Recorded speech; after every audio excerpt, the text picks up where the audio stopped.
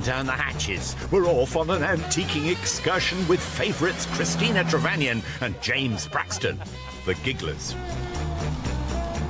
It's rather cold this morning because I bet you'd like a hot bottom, wouldn't you? You like love a hot bottom. You see, Oh hot my bottom. goodness. I like a hot bottom too. Are you in the habit of winning these road trips? No, I do my best, but actually I'm always slightly found wanting, which is the great shame. Oh. So I don't, you know, maybe this could be my road trip. Well, hope springs eternal, James. On this first leg, Christina finds something that's not for sale. Look what I found. And James demonstrates he has all the skills for hunting down antiques. God, it's very dark in here. I'll be grateful. Luckily, I have my trusty head torch. Here we are. I don't believe it! Our pair are fizzing with excitement. Each have £200 in their pockets, and they have the stately 1965 Jaguar Mark II to roar around in. It was once the model of choice for fast getaway cars, don't you know? And more. It feels to me like a boy's car. It is a boy's car, isn't it? It's It's a a very land much a yacht. boy's It's a car. land yacht. And the seats are massive. I feel like I'm a sort of little... And it feels quite like a big old armchair. All it needs is a humidor and a box of cigars. Exactly. Doesn't it? Classic Braxton, classic car. This road trip kicks off in Northumberland and zigzags across the border with auctions in South Lanarkshire, Greater Manchester, Merseyside, Tynemwear, and will cross into Scotland once more to conclude in Ayr on the west coast. What a trip. Today, our delightful pair are headed for Horncliffe in Northumberland, the most northerly village in England. And we will race over the border to auction in Hamilton in South Lanarkshire. So we're in Scotland now. Yeah, I want to see a wild stag strutting across the road. Yeah, but that's more in the campgrounds. Well, but I think we're quite, you know, we're in the border country. But not for long. We're heading to the Northumberland village of Horncliffe. Look how narrow that is. Oh, this does not look good. We're not going to get through there. Of course you are. much Come on, space? lots of res. How much? Not too close. Jolly lucky you lost that way, wasn't it? You cheeky devil. It's here that the rather wonderful Union Chain Bridge stands. One of the first suspension bridges in the world, don't you know? And James is going to find out all about it. Oh, lovely. Look at that. Wow. Here we go. Well, I must say, Christina, well driven. Well, thank you very much. Don't be too successful, for I'll try goodness not sake. to be. Promise. Have fun. You're fine. Bye. We'll catch up with James later. In the meanwhile, Christina's off to Wooler, the gateway to the Cheviots. But how's she feeling? The thing is, I am, although I hate to admit it, incredibly competitive. Oh, which is always fatal to say, isn't it? It seems like I'm going to lose now, but I do want to win. Evergreen Antiques and Collectibles is Christina's first foraging opportunity of this road trip. Hello. Hi, Christina. Goodness, look at you tucked Lovely to away meet like you. that. Oh, to kisses. meet you, yeah. Brilliant. Lovely to meet you too. Yeah, So lovely you're to meet you too. Mark. Yes, yes. Well, this looks very exciting. I've got lots to rummage around in here. Yes. Christina's not hanging about this morning. Oh my goodness. Antique rabbit fox trap. Looks a bit ferocious, doesn't it? Blimey. Yes, let's steer clear of that. What on earth is this?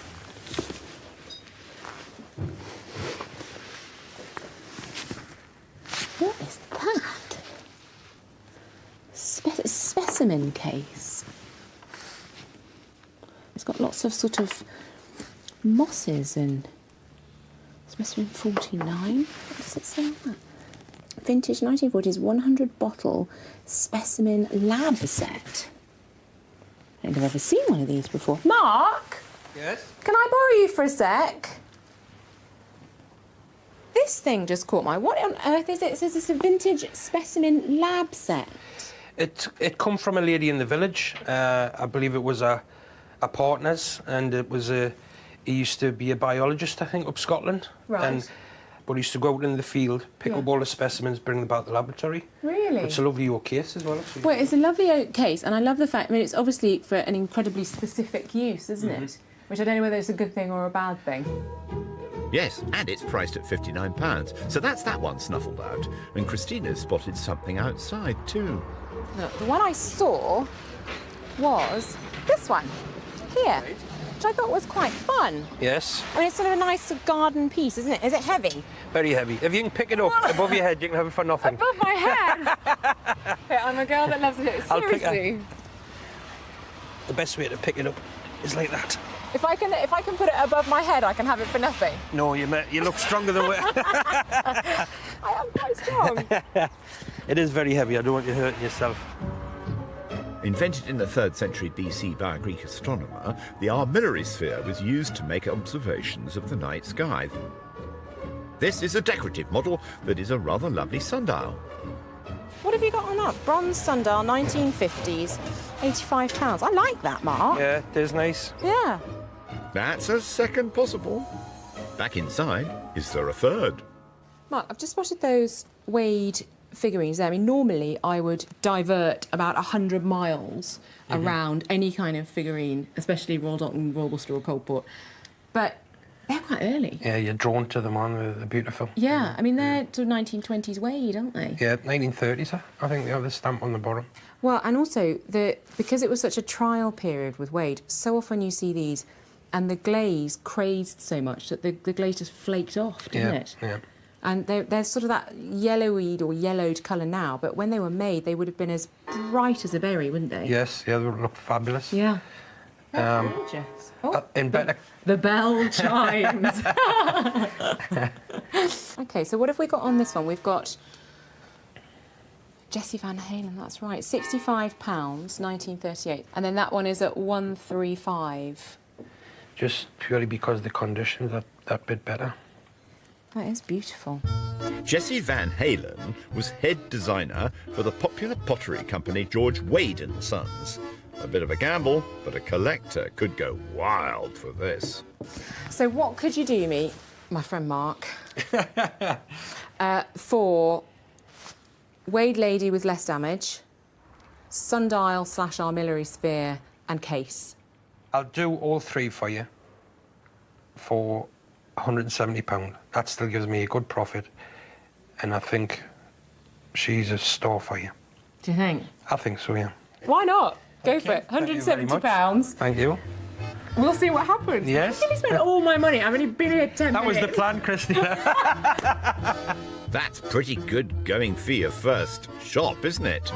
Do you realise that you've only got £200, yes? So 30 on the vintage specimen case, £100 on the gamble buy of the Wade figure, and 40 on the armillary sphere. Blimey, Christina's left with just 30 smackers.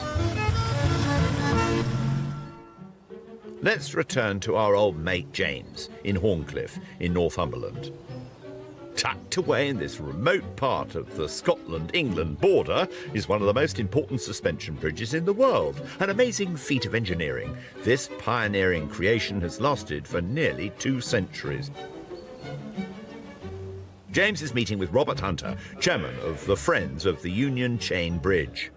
So when and why was that fabulous bridge built? The bridge was built in 1820 to service a need to get lime and coal across to Berwickshire to open up the agricultural fields. Before then, there was a ford, which was really quite dangerous and particularly at times of flood. And so there wasn't a bridge between Berwick and Coldstream, some 14 miles. And so at that time, the Berwick and North Durham Turnpike Trust decided that they wanted to build a bridge. In 1819, a competition was duly arranged for the best bridge design. Retired naval officer Captain Samuel Brown put forward a very attractive proposal. He had been very concerned about the loss of life caused by ships slipping their moorings because of hemp ropes and that sort of thing. So he developed iron chains, principally for anchors and for rigging. But he also realised that he could use this to suspend a platform and produce a suspension bridge. Brown designed a replica of the bridge to gain confidence that his groundbreaking design would work. So the replica was enough to convince the trustees? Not quite. They also consulted John Rennie and Robert Stevenson, two leading engineers of the time, to make sure that the plan would work.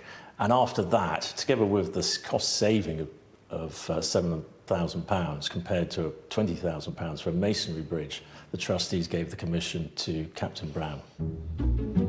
In 1820, the bridge was swiftly constructed. It took only 11 months to complete. It was the longest wrought iron suspension bridge in the world, with a span of 137 metres. It was this big opening, and the local landowners and so on came forward, as well as the trustees. What, tentatively? And he demonstrated the strength of the bridge by having 12 carts go across the bridge. Yeah. And then after that, the people flocked over the bridge. Great engineers of the day attended the opening, including Brunel, who later used elements of this cutting-edge design in the Clifton Suspension Bridge. In fact, the very chains we see here were made by Brown. They do look like rigging blocks, don't they? Yes, I mean, Brown patented this, and it was completely unique. And it was described by a contemporary at the time as a web of iron. It was like a spider had thrown threads across the river. So what happened to Samuel Brown, RN, retired? Well, he continued making his metal chains for anchors and ship's rigging, but he also went on to design a number of other suspension bridges. And particularly as they developed the railway network, he built some railway bridges, but also the Brighton Chain Pier. I must say, no longer standing, but I've seen pictures of it. Yes, and this is why this bridge is so special, because it's one of the very few bridges which he designed which still survive. Awe-inspiring and a masterpiece in engineering, Captain Samuel Brown's success was so phenomenal that Queen Victoria knighted him in 1838. Well done, Ma'am. Oh, and James. Now, how's Christina faring with that fancy Jag? I think I'm warming to you slightly. Especially because you've got central heating. Nice. Christina has traversed to the village of Ford. The bloody Battle of Flodden took place near here in the early 16th century. But let's soothe ourselves with a little shopping, shall we? Nestled in the heart of the village is the Old Dairy, a concept store full of all things quirky under one roof. Now, I don't want to burst your bubble, Christina, but after hefty buys this morning, you've only got £30 left, so take it gently. Hello? Hello. Hello? Hello. What's your name? I'm Lynn. Hi, Lynn. I'm Christina. Hello. How lovely. This is amazing. Thank you. Can you point me to the cheap end? Well, it's I haven't really got very much to spend. I'm struggling a bit. well, just carry on up Who's and cheap? What, and out. Thanks. You got no money to spend. You may leave. well, you'll find. I mean, you will find. Hello, here comes trouble.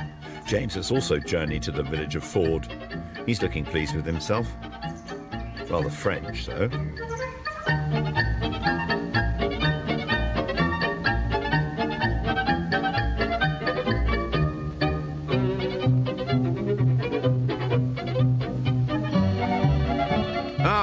Dahlias, sometimes known as the earwig flower. As soon as you put those in a vase, all the earwigs start struggling out. And if you're going to buy a picture, buy a sunny picture. And in comparison, would you buy this one or this one? Now, I think that's a bit dark, and it doesn't have the freedom of this one. Obviously, the painter enjoyed the subject matter. I buy it. I like that. I buy it. I like it. I want it. We get the picture, James. Meanwhile, Christina's scouring the shop for something cheap. Needs to be with her budget. Oh, that's rather wonderful, isn't it? That's a jasper. I mean, looking at this, it says on the label, unusual turned and polished marble candlestick, but that isn't marble. This is a type of jasper. It's incredibly dense, incredibly heavy. I think that's beautiful. I've never seen a jasper candlestick. The name jasper is derived from the Greek word for spotted stone.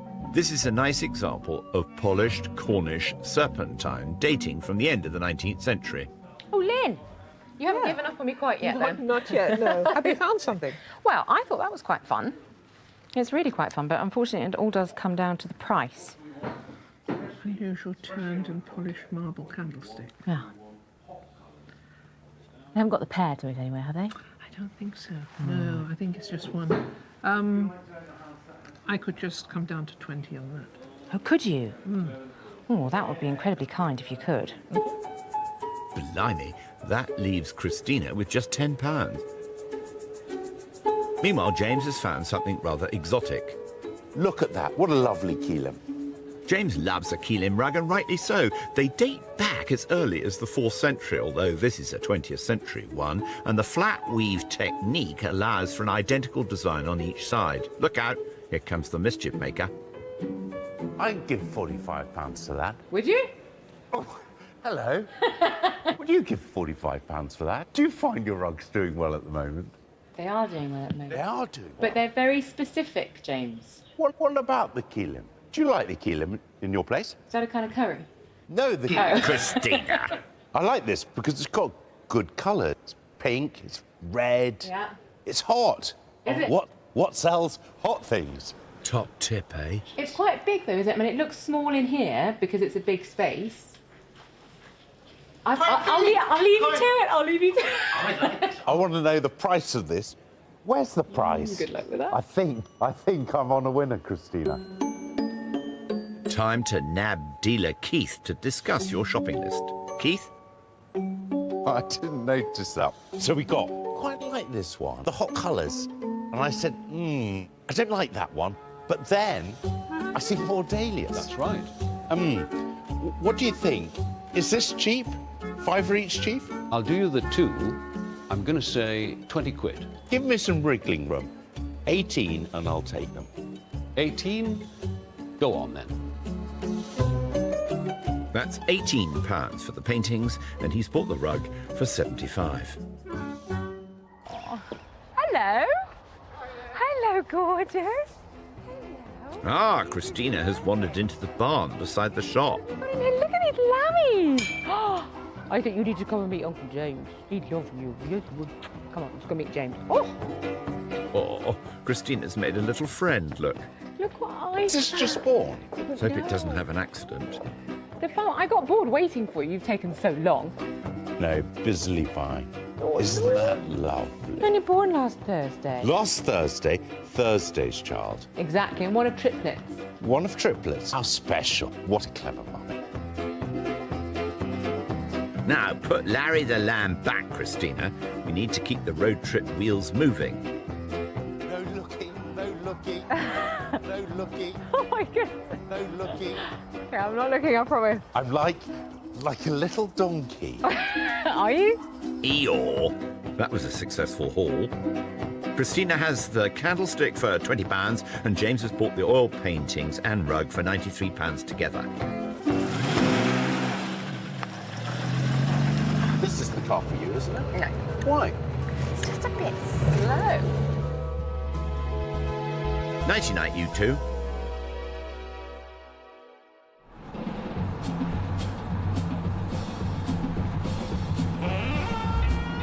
We're up and at 'em. And James has had a really, really original thought. Let's go and find antiques. Let's go. Not only find them, let's buy them. Well, I don't know. Find and buy. I'm not really sure I can buy many antiques today. How much money have you got left? I couldn't possibly comment. Well, I can. Christina has 4 lots. The vintage specimen case, the armillary sphere, the Wade figurine, and the Jasper candlestick. Wait for it, she has a whopping £10 to spend today. As for James, he's blissfully unaware of his compadre's situation.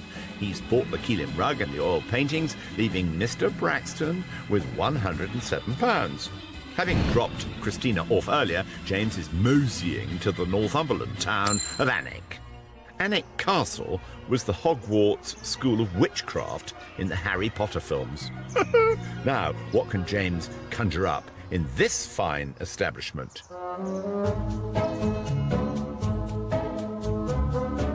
Braxton looks on top form today. Look at this. A nice bit of silver. Now, I imagine this is a blotter or a diary. And then we got this one. Ooh, some weight there. This is a weighty one. Again, a blotter here. We got fish scales, we got lattice, we got a fairy here, we got an owl here. And Here we are. Oh, yeah, I've got a hallmark here. Give it a little little WC. Now, WC stands for a maker called William Cummins, and William Cummins did a lot of this work. He did lovely frames, large photograph frames, easel, dressing table mirrors, toilet mirrors that you might put on your dressing mirror, and then blotters. This is very typical of his work. This one has been engraved. We've got initials there. Neither of the silver blotters are priced. Time to chat with dealer Nigel. Nigel! Nigel. Yeah. We've got 2 blotters here. Yeah. Bit damaged, bit engraved, bit bashed. Yeah. I don't want to be cheeky, but 80 quid? Go on then. Put it there. Thank you very much indeed, Nigel. £40 a piece for the silver Victorian blotters. Loving your work, James. The town of Coldstream in Berwickshire is where we find Christina now. She's come to learn about a regiment formed to fight against the monarchy. Today, they're bodyguards to the Queen.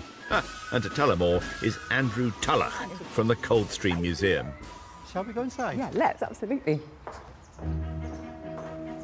The story of the Coldstream Guards stretches back over 350 years. The regiment was born out of the English Civil War. In 1649, King Charles I was executed.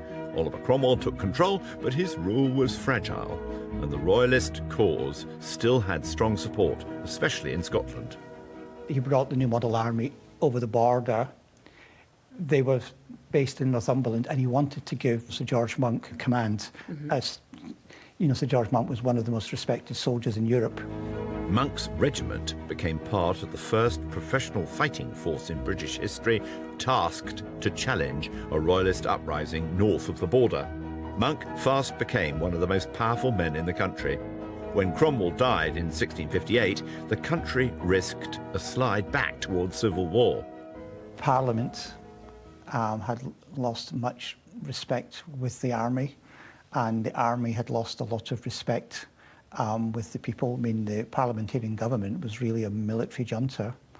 And in December 1659, Monk brought his army down to the border, and he made his headquarters in a building that was on the site.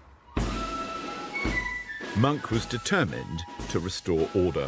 In January 1660, he set off for London with 6,000 soldiers. The march began in the village of Coldstream. He marched his army across the river, and he made a very slow march to London. It took about a month. And I think he was doing it so slowly to see what sort of support, what the people wanted. And when he reaches London, there is a sort of, you couldn't call it an uprising, but there's riots in the city of London in favour of the king. Within a month, Parliament was dissolved. Elections followed.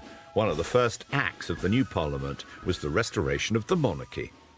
Monk had been a royalist and then a parliamentarian, which sounds like he's almost a professional turncoat, but his key thing was that he believed in the rule of law. In February 1661, Monk's regiment gathered near the Tower of London. They ceremonially laid down their arms as Republican soldiers, raising them again as defenders of the king.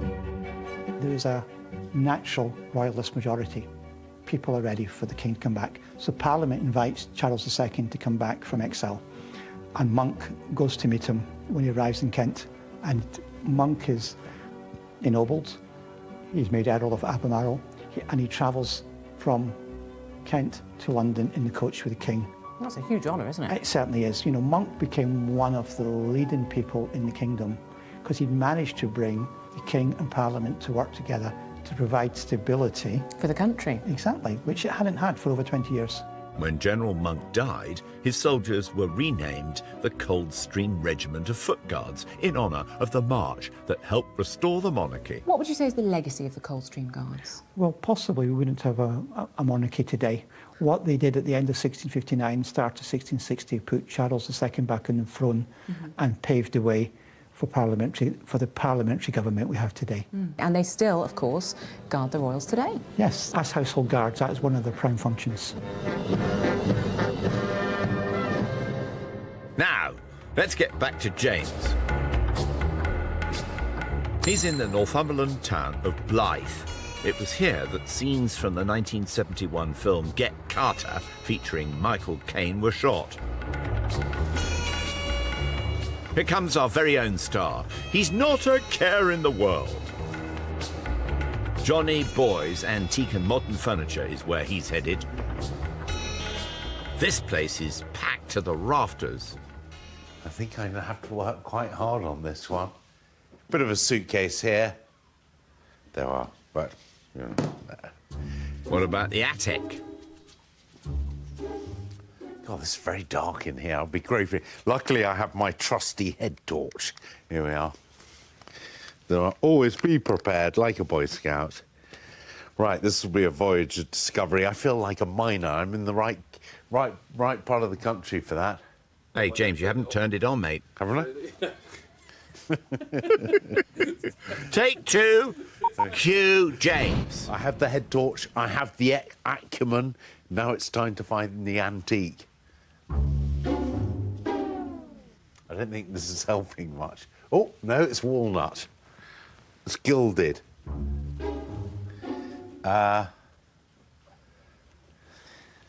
Tea trolley. This is certainly interesting. There are lots of occasional tables. It's a late Victorian one there. What's that on top? We've got pretty little flowers on that one. That's quite a pretty one. It's an Edwardian one here. And it's quite a nice wood here. And then we've got a band of painted flowers. That's quite pretty, isn't it? Not too bad. Looks as though everything started off life together. It's a funny height, isn't it? It's sort of...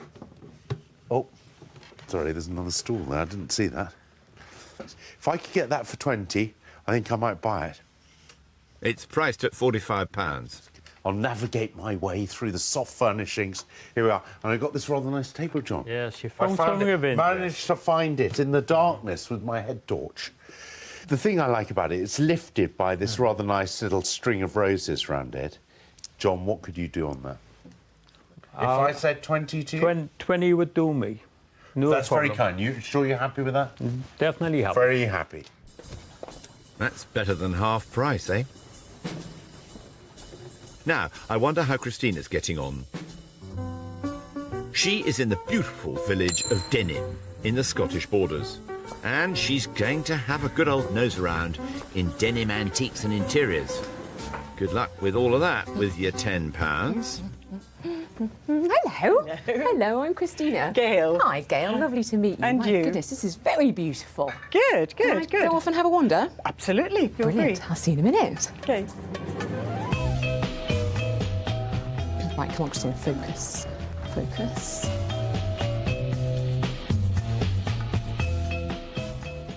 Oh, those are lovely. Look at those. Hamilton in inches, 90 Princes Street, Edinburgh.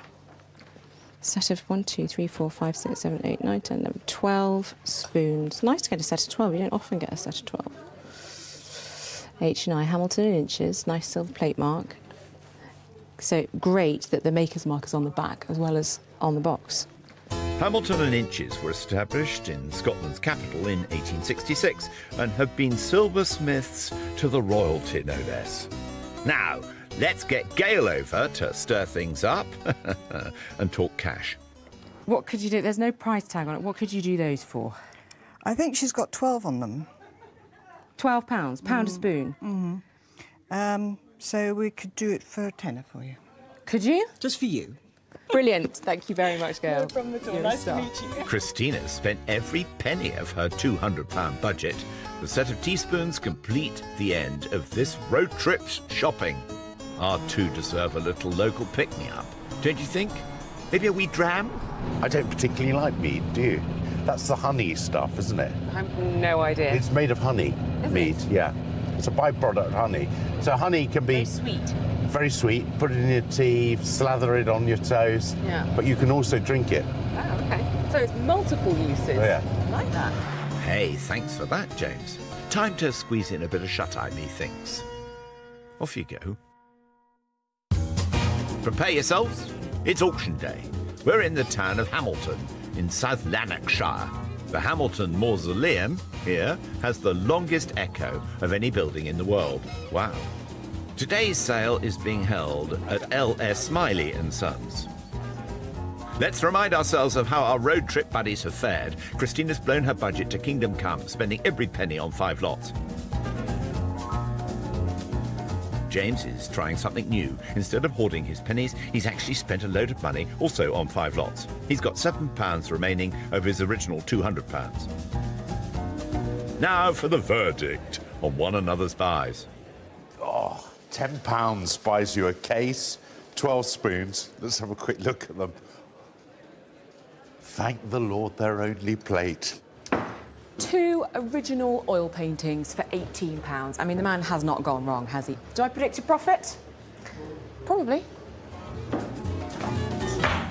It's a general sale today, and our auctioneer is James Henderson. Let's see how the market's faring in Hamilton. I would say silver does quite well up here. There's always a few silver buyers. So the 2 blotters we've got in, I think they'll do quite well. They're a wee bit worried about the Wade figurine, the 1920s figurine. Quite nice, but there is some damage on it, and that does affect things. Right, let's get settled. The auction is about to begin. Here we are. Yeah, this is amazing, isn't it? It's great. Feels like there used to be cattle wandering around here, or sheep. Yeah, it's got a great atmosphere. Yeah, it really. Yeah. Crikey, 12 teaspoons for £10 in a case, wow. Somebody needs to take on a loss. What's it worth? £20. It's coming up. Bid of 5, 5 on bid of £5. It's 5 for the spoon. It's 5. It's 5, but about no 5. Surely more, folks. 5, 6, 8, and 8, 10, 12. At 12, bid of 12 at the back of the room. At £12. All done now. At 12, 12, up on 12, up on 12. All done at £12 bidding. 12, 14. Fresh bidder. At 14 bid, the gentleman here. At 14 bid, 14 bid, 14 all done. At £14. Indeed, but still a few pounds to get you going, Christina. £14. Well, that's a profit. Yeah, that's all right, isn't it? A little tiny weeny one. Size is not important. Now, colourful oil paintings. I thought, you know, they have a touch of Van Gogh about them. A touch? A touch. Where exactly Bold, did Van Gogh touch these pictures? All colours. What, the back?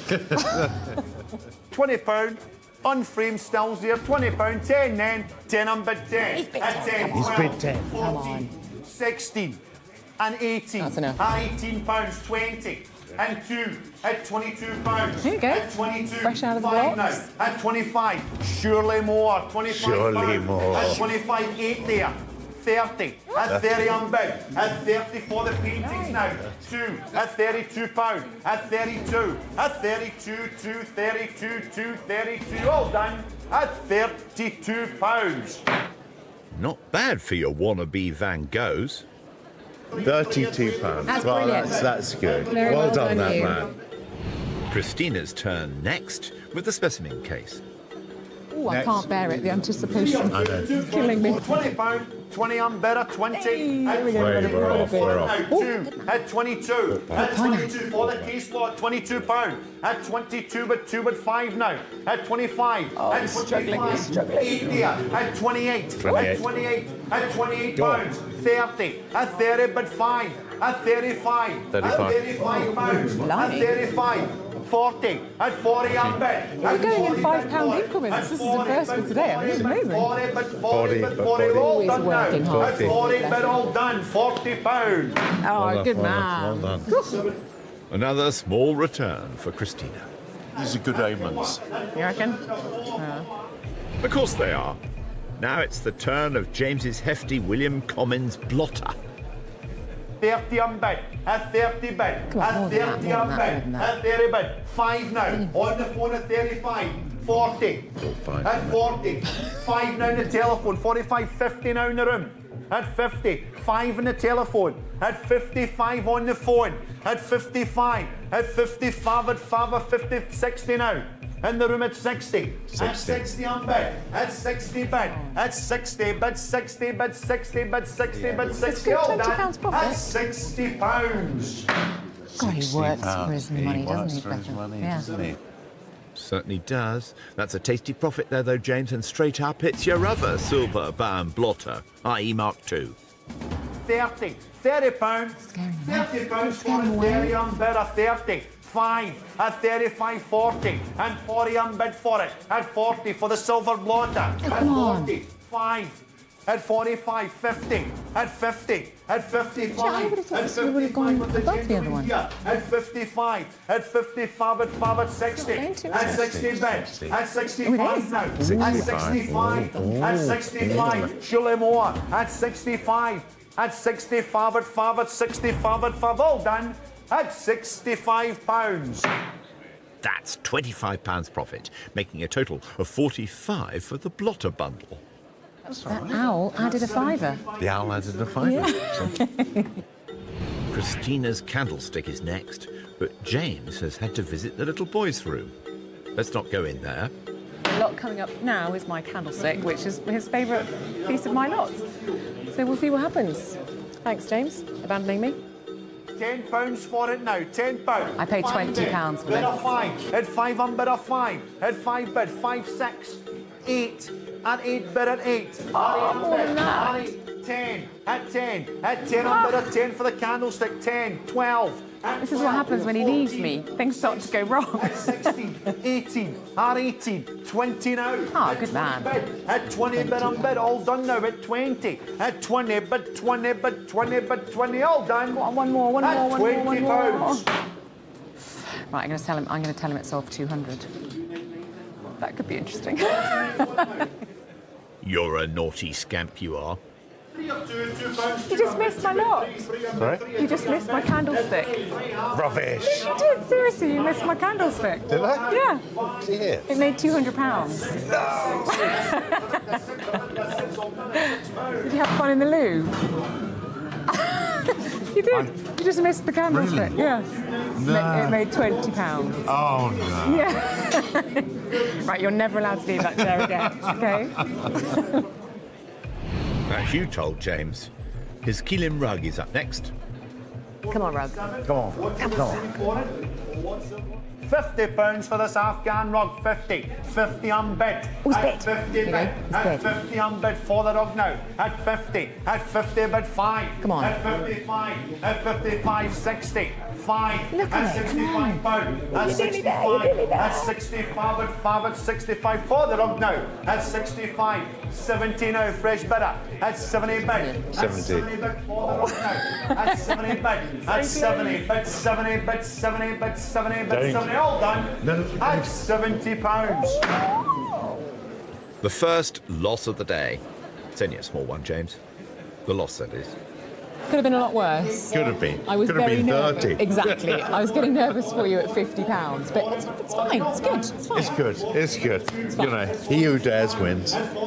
Now the turn of Christina's damaged Wade figurine. I like putting myself under pressure. It's I know. fine. It's good. Yeah.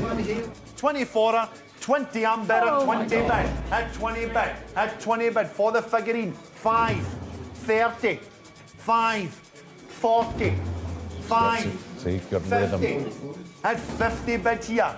On my left at 50 for Zena. At 50. Bid 50, bid 50. All done. Done. At £50. It's more than I thought, to be honest. Rotten luck, Christina. Your gamble didn't pay off this time. It's Could have fine. been worse. It could have been a lot worse. Now the occasional table James found by torchlight. Well, let's just tell you what. Let's just go and write Chippendale on it Chippendale. and see what happens. Yeah. Scratch it on with a compass. Yeah. £20. £20, 10, I'll take more. 10 bid. At 10. At Come 10 on, lady. unbid. Come on, At one 10 more. bid. Two more. At 10, 12 on the phone. Phone bid. Oh my 60, goodness. International 80, interest in James at Braxton's 80, table. 20. At 22. At 22. 5 now on the telephone. Oh, At no, come on. 25 on the phone. At She's out. 25, She's out. on the We need room. somebody else. 25, 8 now with the gentleman, fresh bidder. At 28. 30 now on the telephone. Look at that. 2. At 32. Nearly. And 5. At 35 on the phone. At 35. I can't believe you've had a phone bid. Have you got one of your friends to phone At in? 35, at 35, at 35, at 35. Bidding, sir. and 8 now. Ooh, fresh legs. Oh, my goodness. 40 the telephone, and 40 bid at 40 in the phone, at 40 bid 40 all out. Did you put Chippendale on it? Yeah, needs all the help it can get. Well done. Doubled your money. Fantastic. It's not bad at all. It really isn't, by torchlight. You know, I think this is going to be very close today. The final lot is Christina's weighty armillary sphere. But it's a good-looking thing, Well, isn't it's it? good-looking. There's a boundary mark on it. I'd buy it. Come on. 50 a start now, 50 in the book at £50. At 50, bid 5. That's a profit 60 in already. the book at 60, 70, 5, 80 and 5 at 85, 90 and 90 do you think I'm going to recoup my zero losses? You are. At 95, 100. At 100 and 5. At 105, 110, 120, 130, 140 in the book now. At 140. Unusual item at 140. Do you know, everything can change in 10 lots, can't it? I was in the depths of despair. I know. So unfair. Hey, that's Well brilliant. done. Oh, my goodness.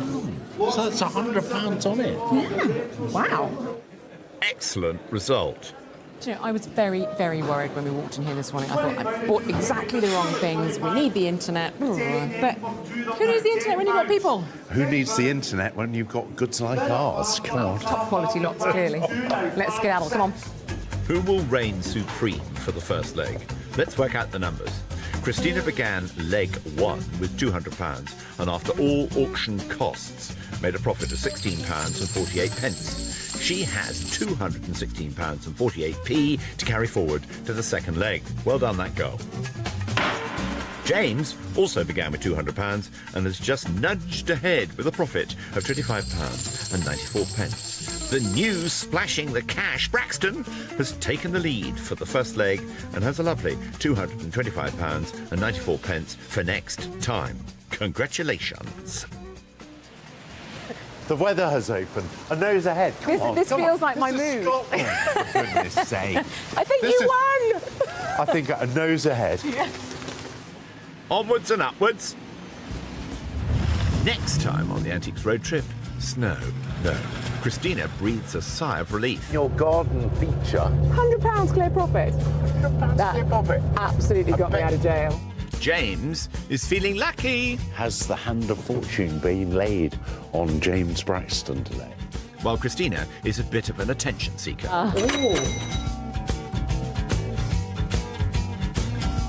Flog it over on